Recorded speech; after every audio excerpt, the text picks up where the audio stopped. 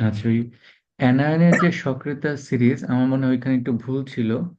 আহ, সবচেয়ে উপরে থাকবে নাইট্রেট, সালফেট, তারপরে ক্লোরাইড, ব্রোমাইড, আয়োডাইড, হাইড্রোক্সাইড। এটা হচ্ছে সিরিজটা। যে আমরা যেহেতু ফ্যারাডে সূত্র পড়তেছিলাম,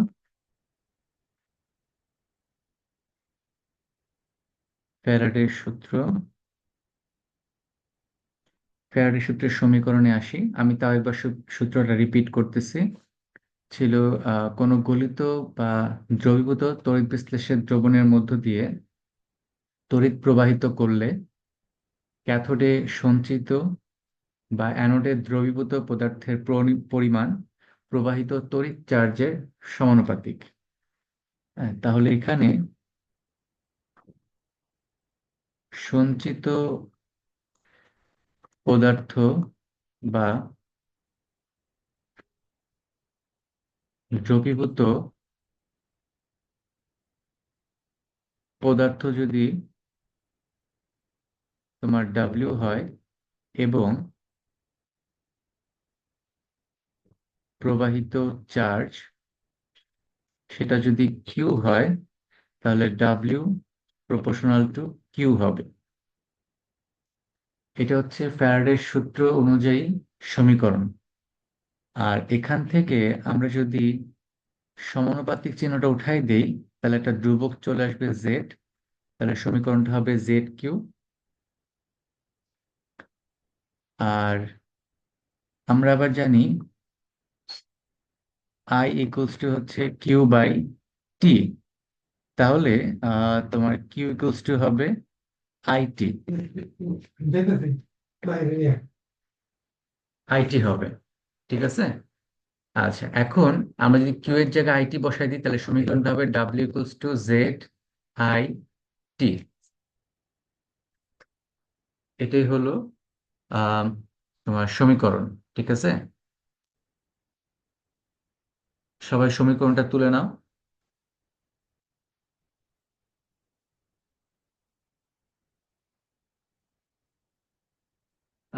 আশা করি তোমাদের সমীকরণটা তোলা শেষ।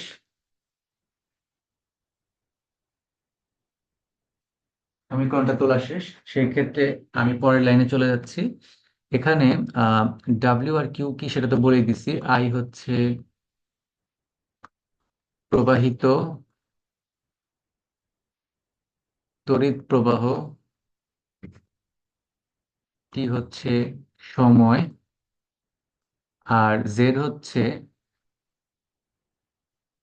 তড়িৎ রাসায়নিক তুল্যাঙ্ক।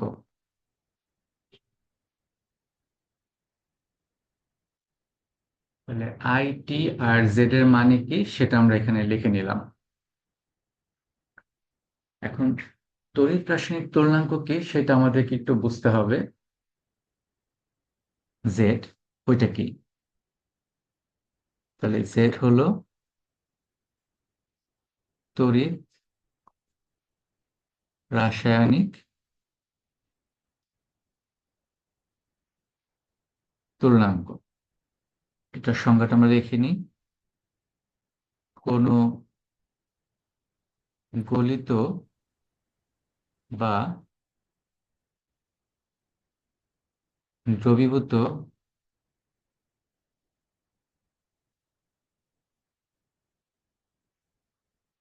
বিশ্লেষ্যের, তড়িৎ বিশ্লেষ্যের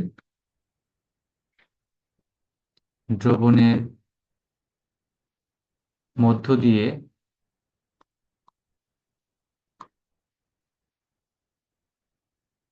তড়িৎ বিশ্লেষ্যের দ্রবণের মধ্য দিয়ে 1 কুলম্ব চার্জ প্রবাহিত করলে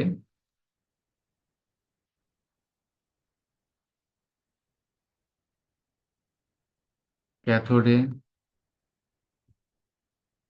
সঞ্চিত বা অ্যানোডে দ্রবীভূত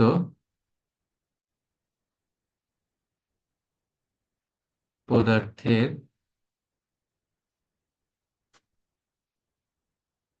পরিমাণকে তার তড়িৎ রাসায়নিক তুলনাঙ্ক বলে।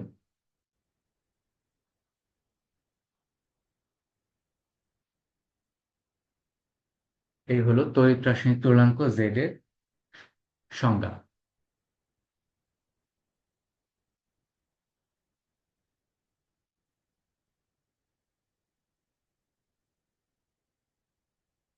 আশা করি সবার সংজ্ঞাটা লেখা হয়ে গেছে। এখন আসো জেড এর সমীকরণটা দেখে নিই এবং একটা সূত্রের মাধ্যমে সেটা শিখেও নিই। ধরো এখানে আমি সিলভার ক্লোরাইডের দ্রবণ নিলাম, সিলভার ক্লোরাইড।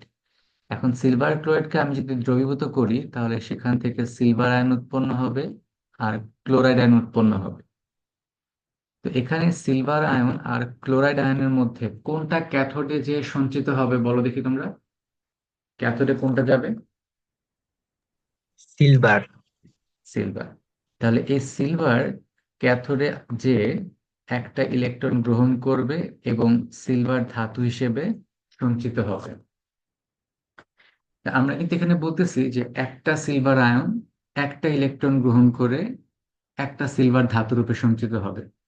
কথাটাকে কিন্তু আমরা এভাবে বলতে পারি, এক মোল সিলভার আয়ন, এক মোল সিলভার আয়ন এক মোল ইলেকট্রন গ্রহণ করে এক মোল সিলভার ধাতু হিসেবে সঞ্চিত হবে। এক মোল সিলভার ধাতু হিসেবে সঞ্চিত হবে, কথাটা আমরা এভাবে বলতে পারি, ঠিক আছে? তো ওইটা আমরা লিখবো। এখন একটা ইলেকট্রনের চার্জ কত বলো তো? ইলেকট্রনের চার্জ কত? 1.6 ইন্টু 10⁻19 কুলম্ব। এটা একটা ইলেকট্রনের চার্জ না? তাহলে এক মোল ইলেকট্রনের চার্জ কত হবে? 1.6 ইন্টু 10⁻19। এই সংখ্যাটাকে অ্যাভোগাড্রোর সংখ্যা দিয়ে গুণ করতে হবে, তাই না? তাহলে এক মোল ইলেকট্রনের চার্জ পাওয়া যাবে, যেটার মান আসবে 96500 কুলম্ব, বা এটাকে আমরা 1 ফ্যারাডেও বলতে পারি। এই 96,500 কুলম্বকে 1 ফ্যারাডে বলা হয় এবং এটা হলো এক মোল ইলেকট্রনের চার্জ। ঠিক আছে, এখন এদিকে আবার ফেরত আসি। এখানে দেখো আমরা বলতেছিলাম এক মোল সিলভার প্লাস আয়ন এক মোল ইলেকট্রন গ্রহণ করে এক মোল সিলভার ধাতু হিসেবে সঞ্চিত হয়। তো এই যে সে এক মোল ইলেকট্রন গ্রহণ করলো, এক মোল ইলেকট্রন যার চার্জের মান হচ্ছে 96,500 কুলম্ব। তাহলে সিলভার আয়ন 96,500 কুলম্ব চার্জ গ্রহণ করে এক মোল সিলভার ধাতু হিসেবে সঞ্চিত হয়। আর এক মোল সিলভার ধাতুর ভর কত, কে বলতে পারবা?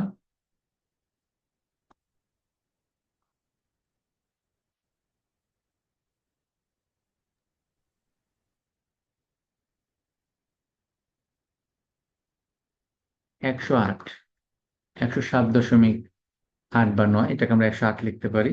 তাহলে 96,500 কুলম্ব চার্জ গ্রহণ করে 108 গ্রাম সিলভার ধাতু ক্যাথোডে জমা হচ্ছে। তাহলে যখন 1 কুলম্ব চার্জ গ্রহণ করবে তখন কতটুকু সিলভার ধাতু সঞ্চিত হবে? 108 divide by 96,500 gram per coulomb, gram. তাহলে মানটা আসবে 0.0011119 গ্রাম। তোমরা একটু হিসাব করে দেখো তো মান এটাই আসে কিনা।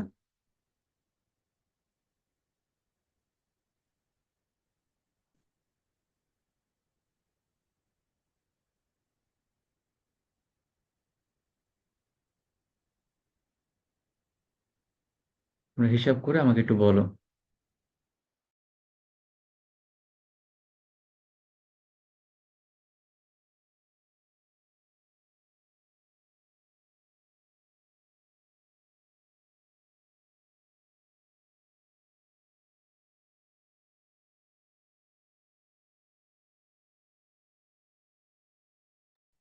হ্যাঁ, মান কি ঠিক আছে এটা?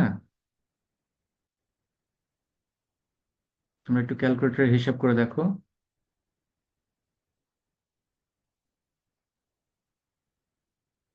108কে 96,500 দিয়ে ভাগ করলে এই মানটাই আসে কিনা।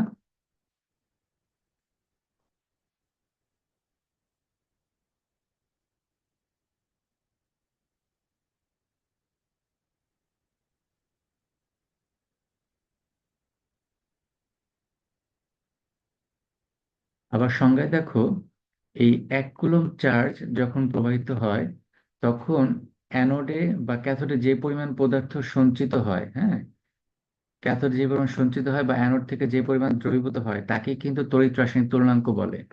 তাহলে এটাই কিন্তু হচ্ছে সিলভারের তড়িৎ রাসায়নিক তুলনাঙ্ক। তো ঠিক আছে ঠিক এটা। আছে। আচ্ছা, এইটা হচ্ছে হুম। সিলভারের তড়িৎ রাসায়নিক তুলনাঙ্ক। আবার ধরো আমরা এখানে নিলাম কপার 2+ আয়ন। কপার 2+ আয়ন কিন্তু 2 মোল ইলেকট্রন গ্রহণ করে 1 মোল কপার ধাতু হিসেবে সঞ্চিত হয়। আর 2 মোল ইলেকট্রনের চার্জ হচ্ছে 2 × 96,500, কারণ 1 মোলের চার্জ হচ্ছে 96,500, তাহলে 2 মোলের চার্জ হচ্ছে 2 × 96,500 কুলম। তার মানে 2 × 96,500 কুলম চার্জ প্রবাহিত করলে তোমার ক্যাথোডে সঞ্চিত হয় 63.5 গ্রাম কপার, কারণ 1 মোল কপার তো 63.5 গ্রাম। তাহলে 1 কুলম চার্জ যখন প্রবাহিত করব তখন সঞ্চিত হবে 63.5 ডিভাইড বাই 2 × 96,500। ঠিক আছে। তাহলে এটাই হবে তোমার কপারের তড়িৎ রাসায়নিক তুলনাঙ্ক। বলতো এটার মান কত হয়?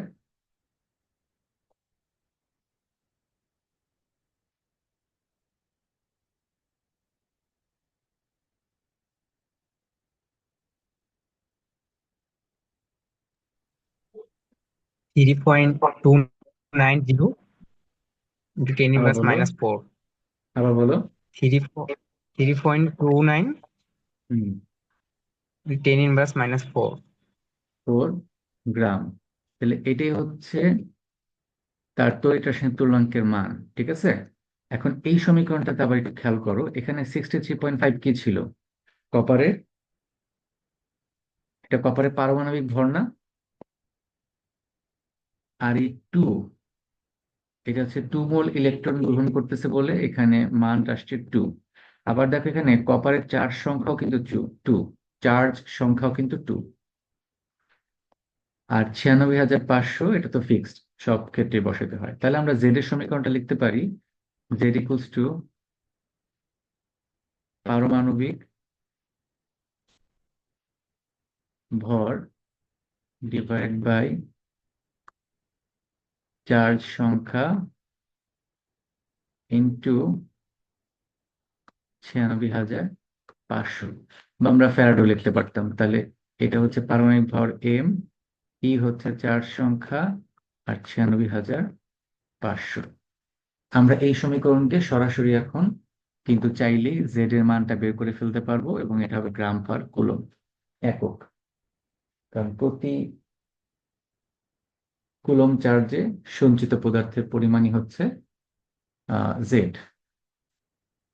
আর একই মৌলের কিন্তু জেড এর মান ভিন্ন ভিন্ন হতে পারে, কারণ একই মৌলের একাধিক জারণ অবস্থাও থাকতে পারে। যেমন আয়রন, সে যখন ফেরাস সালফেট তৈরি করবে তখন আয়রনের যে জেড এর মান আসবে, আয়রন যদি আবার ফেরিক সালফেট তৈরি করে তখন কিন্তু তার জেড এর মানটা ভিন্ন হবে।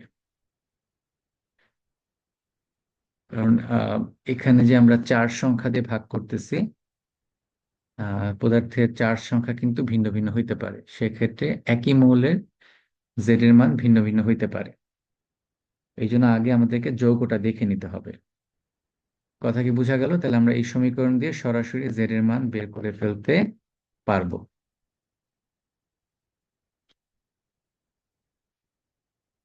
এই গেল হচ্ছে তড়িৎ রাসায়নিক তুলনাঙ্ক। এখন আমরা আরেকটা জিনিস জানবো, সেটা হচ্ছে আহ রাসায়নিক তুলনাঙ্ক।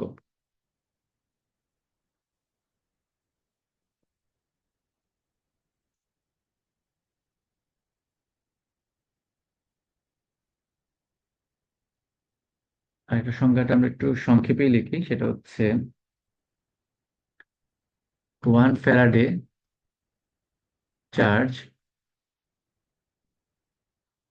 প্রবাহিত করলে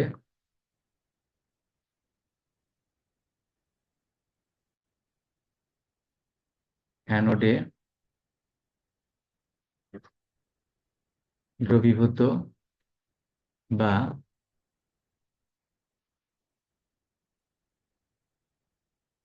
ক্যাথোডে সঞ্চিত পদার্থের পরিমাণকে তার রাসায়নিক তুলনাঙ্ক বলে। এটা হলো রাসায়নিক তুলনাঙ্কের সংজ্ঞা।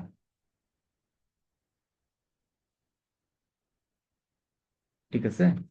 আচ্ছা, এখন রাসায়নিক তুলনাঙ্কের সমীকরণটা কি হতে পারে? রাসায়নিক তুলনাঙ্ক ইকুয়াল টু হচ্ছে পারমাণবিক ভর ডিভাইড বাই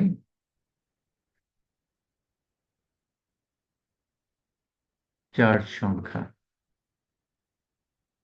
ঠিক আছে, এখানে শুধু চার্জ সংখ্যা দিয়ে ভাগ করলেই হবে।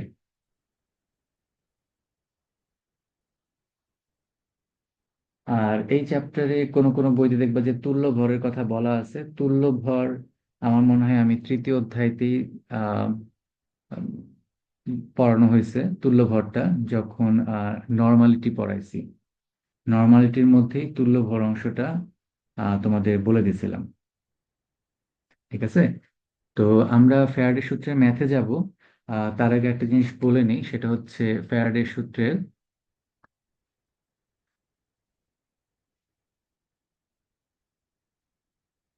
ফ্যারাডের সূত্রের প্রযোজ্যতা। এটা হচ্ছে শুধুমাত্র আহ তড়িৎ বিশ্লেষ্য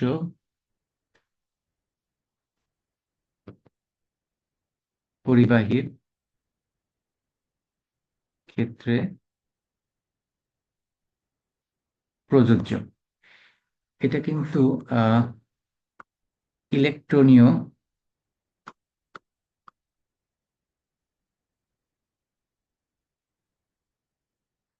পরিবাহীর ক্ষেত্রে প্রযোজ্য নয়। ঠিক আছে। এটা হলো একটা প্রযোজ্যতা। 2 নম্বর হলো আহ এর উপর চাপ ও ঘনমাত্রার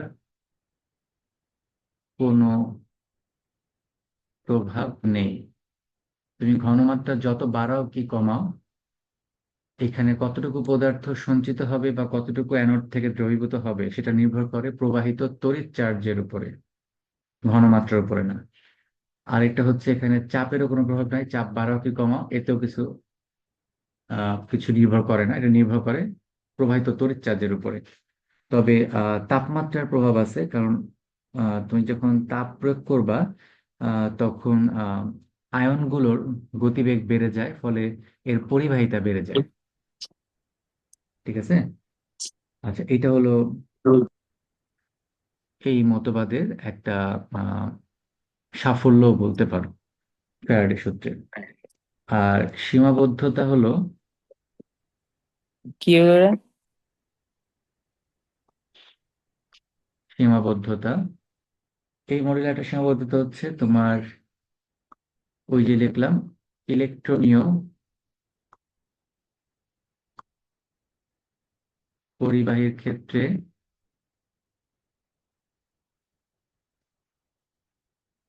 প্রযোজ্য নয়। এটা হচ্ছে একটা সীমাবদ্ধতা, কারণ ইলেকট্রনের পরিবাহীর ক্ষেত্রে ওরকম জারণ বিজারণ বিক্রিয়া ঘটে না। ঠিক আছে। আর আরেকটা সীমাবদ্ধতা হচ্ছে যে সকল আহ যে সকল প্রক্রিয়া শতভাগ তড়িৎ বিশ্লেষণ নয়,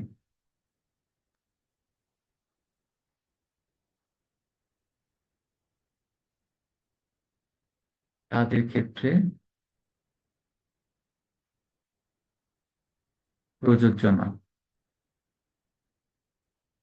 আর যদি তোমার কোনো তড়িৎ বিশ্লেষে একসাথে একাধিক জারণ বিজারণ ঘটে, ফ্যারাডের সূত্রে সেটা দিয়ে সহজ মানে সেটা প্রয়োগ করে ফ্যারাডের সূত্র প্রয়োগ করে সেই ক্ষেত্রে তোমার আয়নের পরিমাণ নির্ণয় করাটা তোমার শতভাগ বিশুদ্ধ না, এখানে এটা একটু ত্রুটিপূর্ণ।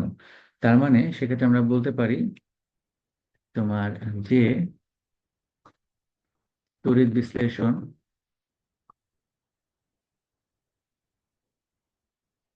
প্রক্রিয়ায় একাধিক জারণ বিজারণ ঘটে, তাদের ক্ষেত্রে এই সূত্র শতভাগ সফল নয়। মানটা এখানে তুমি যে সঞ্চিত পদার্থের মান বা দ্রবীভূত পদার্থের মান একটু ত্রুটিপূর্ণ হবে। ঠিক আছে। এই হলো এই সূত্রের আহ সাফল্য এবং সীমাবদ্ধতা। এখন আসো আমরা একটা ম্যাথ করি।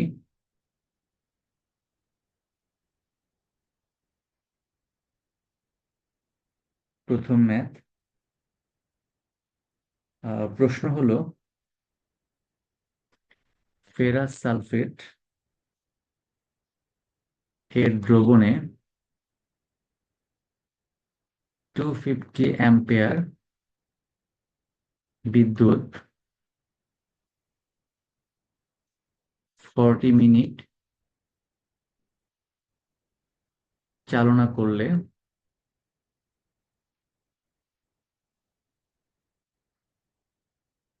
ক্যাথোডে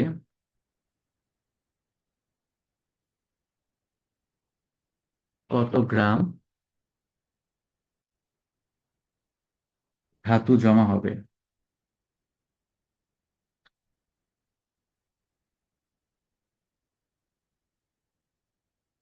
এটা হলো প্রশ্ন। যেহেতু সঞ্চিত পদার্থের পরিমাণ বা কতটুকু ধাতু জমা হবে সেটা বের করতে বলছে, তাহলে আমাদের সূত্র হচ্ছে W = Z I T। এখন জেড সমান আবার ছিল পারমাণবিক ভর divide by charge into 96,500। I, এখানে আই এর মান দেওয়া আছে তড়িৎ প্রবাহ 250 অ্যাম্পিয়ার, আর টি দেওয়া আছে 40 মিনিট। এটাকে 60 দিয়ে গুণ করে এটাকে সেকেন্ডে নিয়ে গেলাম। এখন তোমরা বলো তো এখানে আয়রনের চার্জ সংখ্যা কত? ফেরাস সালফেটে আয়রনের জারণ সংখ্যা কত? 2+। 2+। তাহলে এই যে আয়রন 2+, সে কিন্তু 2 মোল ইলেকট্রন গ্রহণ করে আয়রন ধাতু হিসেবে সঞ্চিত হবে। তারপর আমরা এই সূত্রটা প্রয়োগ করবো। আমরা জানি W = Z I T। তো এখানে আয়রনের পারমাণবিক ভর হচ্ছে 56, চার্জ সংখ্যা হচ্ছে এখানে 2, এই যে চার্জ সংখ্যা দেওয়া আছে 2 × 96,500। এই মানগুলো এখন আমরা বসাই দিব। তাহলে 56 / 2 × 96,500 × 250 × 2400 কত হয়?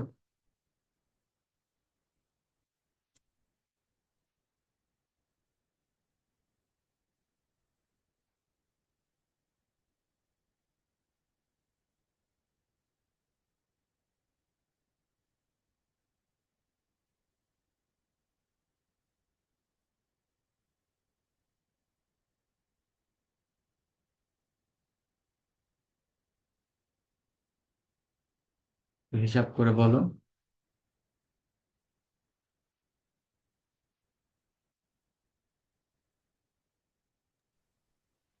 1.74 1.74 টেন ইনভার্স 6। 10 ইনভার্স। হ্যাঁ হ্যাঁ, টেন না ইনভার্স। স্যার, না স্যার, 174 আসতো। 174 গ্রাম। 174.093। 09। ওকে, তাহলে 174.1।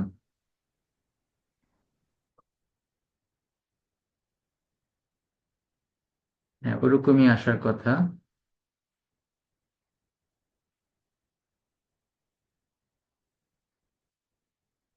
হ্যাঁ, ঠিক আছে, এটাই হলো অ্যান্সার। আমরা নেক্সট প্রশ্নে যাই।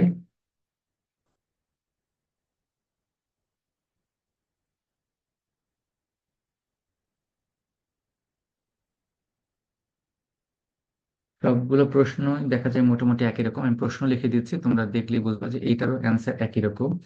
এখন যে প্রশ্ন লিখবো এটা কুমিল্লা বোর্ড 2017 সালে আসছে। সেটা হচ্ছে ক্যালসিয়াম ক্লোরাইড এর দ্রবণে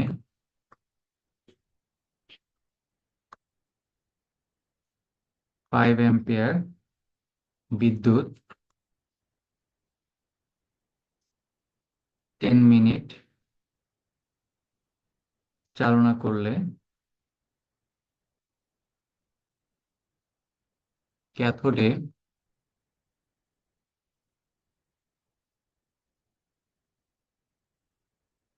সঞ্চিত পদার্থ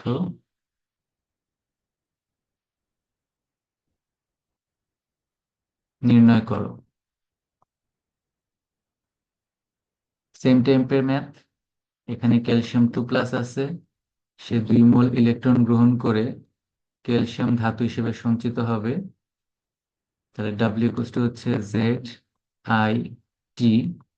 জেড হচ্ছে পারমাণবিক ভর, 4 সংখ্যা ইন্টু 96,500 ইন্টু আই ইন্টু ই। এখন আসলে মানগুলো বসাই দিই। ক্যালসিয়ামের পারমাণবিক ভর হলো 40, এখানে 4 সংখ্যা 2 ইন্টু 96,500 ইন্টু আই এর মান হচ্ছে এখানে 5, এবং টি এর মান হচ্ছে 10 মিনিট, তো এটাকে 60 দিয়ে গুণ করে সেকেন্ডে নিয়ে যায়। তাহলে এখানে মানটা কত হয়? এর আসে 0.6217। 0.62, sorry, zero one point seven two one seven gram. হ্যাঁ, ঠিক আছে।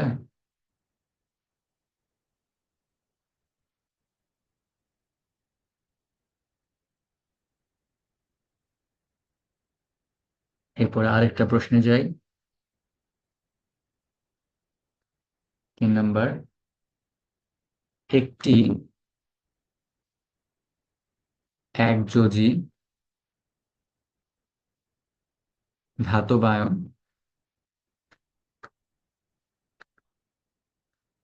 একযোজি ধাতবায়ন 1.6025 ইন্টু 10⁻⁻19 কুলম বিদ্যুৎ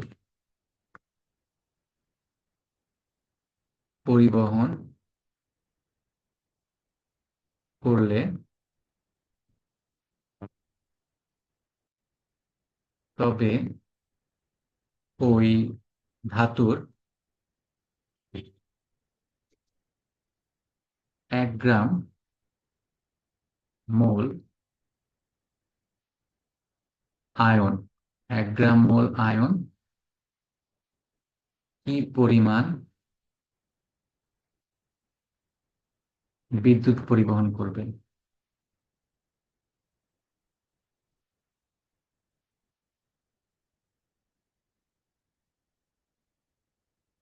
আসলে এখানে দেখো, আমাদের যে ধাতুটা দেওয়া আছে সেটা হচ্ছে একযোজী, তাই না? একযোজী। সে 1 মোল ইলেকট্রন গ্রহণ করে 1 মোল ধাতু রূপে সঞ্চিত হওয়ার কথা, তাই না? আচ্ছা, এখন বলছে একটা ধাতব আয়ন, একটা একটা ধাতব আয়ন এই 6.0245 × 10⁻⁹ কুলম্ব চার্জ গ্রহণ করে, ঠিক আছে? এবং পরে কথাটা লেখা নেই, গ্রহণ করে সে আসলে ধাতুতে রূপান্তরিত হয়। তাহলে 1 গ্রাম মোল আয়ন, তার মানে 1 মোল আয়নের কথা বলা হয়েছে। তাহলে 1 মোল আয়ন কি পরিমাণ বিদ্যুৎ পরিবহন করবে? যদি একটা আয়ন 6.0245 × 10⁻⁹ কুলম্ব চার্জ গ্রহণ করে, তাহলে 1 গ্রাম মোল আয়নের চার্জ হবে 1.6025 × 10⁻⁹ ইন্টু 6.023 ইন্টু 10⁻23 কুলম্ব চার্জ। কত হয় মানটা?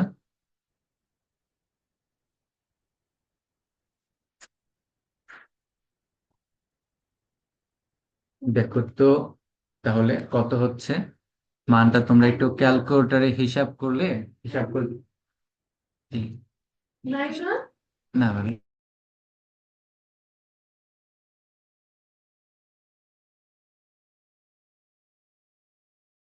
স্যার আসে 96515.56।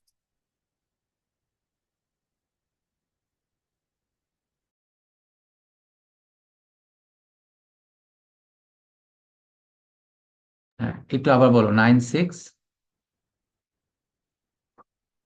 Nine 96 six five 5 five one 5 5.56। 15.96। হ্যাঁ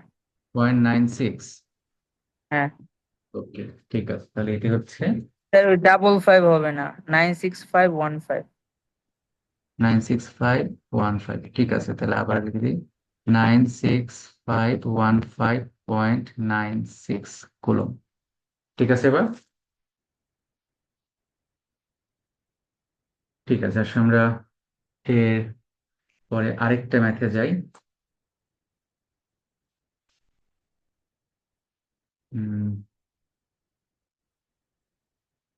নেক্সট প্রশ্ন হলো, কপার সালফেট দ্রবণে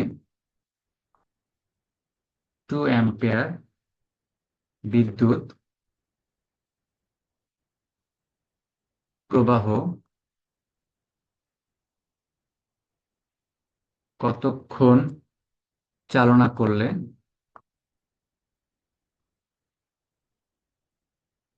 ক্যাথোডে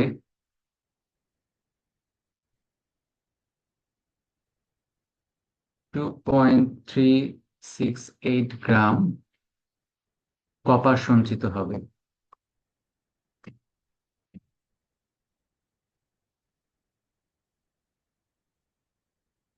তাহলে এখানে আমাদের সূত্র এটাই, ডাব্লিউ ইকুয়ালস টু হচ্ছে ZIT।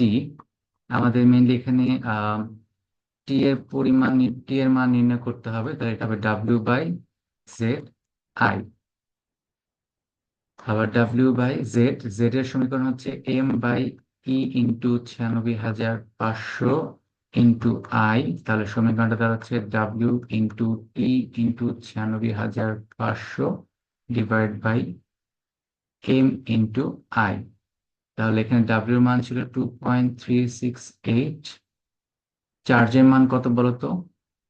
কপার সালফেটে কপারের চার্জ সংখ্যা কত? 2+ না? তার মানে চার্জ সংখ্যা মান হচ্ছে 2। 2 ইন্টু 96,500 ডিভাইডেড বাই কপারের পারমাণবিক ভর 63.5 ইন্টু আই এর মান হচ্ছে 2 অ্যাম্পিয়ার। তাহলে হিসাব করে বলো দেখি সময় কত হয়।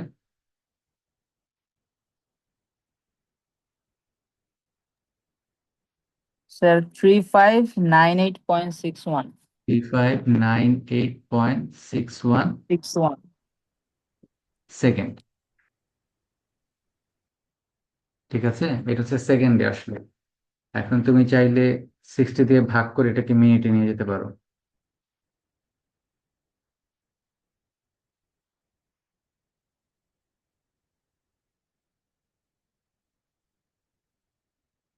তাহলে মনে হয় 59.97 মিনিট আসে, তাই না?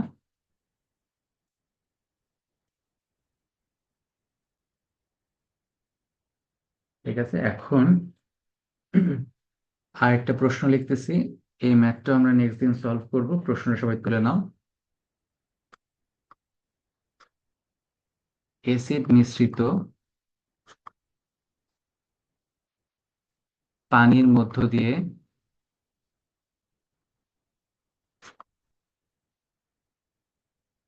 10 অ্যাম্পিয়ার তড়িৎ 3 মিনিট 13 সেকেন্ড চালনা করলে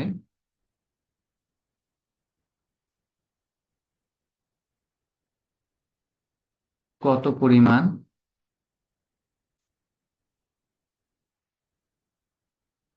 পানি বিয়োজিত হবে?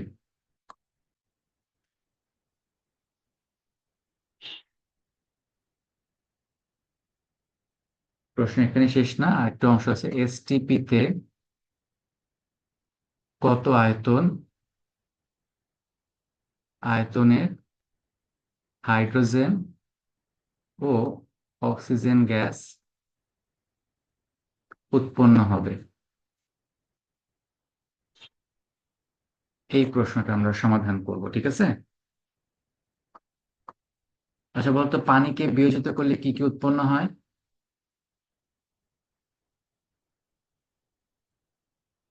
এইচ প্লাস আর হাইড্রোক্সাইড আয়ন। বলতো এইচ প্লাস আর হাইড্রোক্সাইডের মধ্যে কোনটা কোথায় যাবে? স্যার H3O প্লাস কখন হয়? হ্যাঁ ওইটা হচ্ছে পানি আসলে বিয়োজিত হয়ে যে এইচ প্লাস আয়ন উৎপন্ন করে, সেটা আরেকটা পানির সাথে যুক্ত হয়ে হাইড্রোনিয়াম আয়ন তৈরি করে। ওইটা হচ্ছে বিশুদ্ধ পানির ক্ষেত্রে। আর অম্লীয় অম্ল মিশ্রিত পানি। ঠিক আছে, তুমি চাইলে হাইড্রোনিয়াম আয়ন এখানে লিখতে পারো, তাতে কোনো সমস্যা নেই।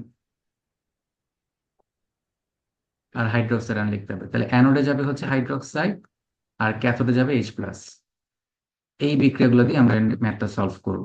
ঠিক আছে, বিক্রিয়াটা আমাদের লাগবে। নেক্সট ক্লাসে আর 3টা ম্যাথ করলে ফ্যারাডে সূত্রে ম্যাথ শেষ। আমরা পরের অংশে যাব। ওকে, ঠিক আছে, তাহলে আজকে এই পর্যন্তই থাকুক।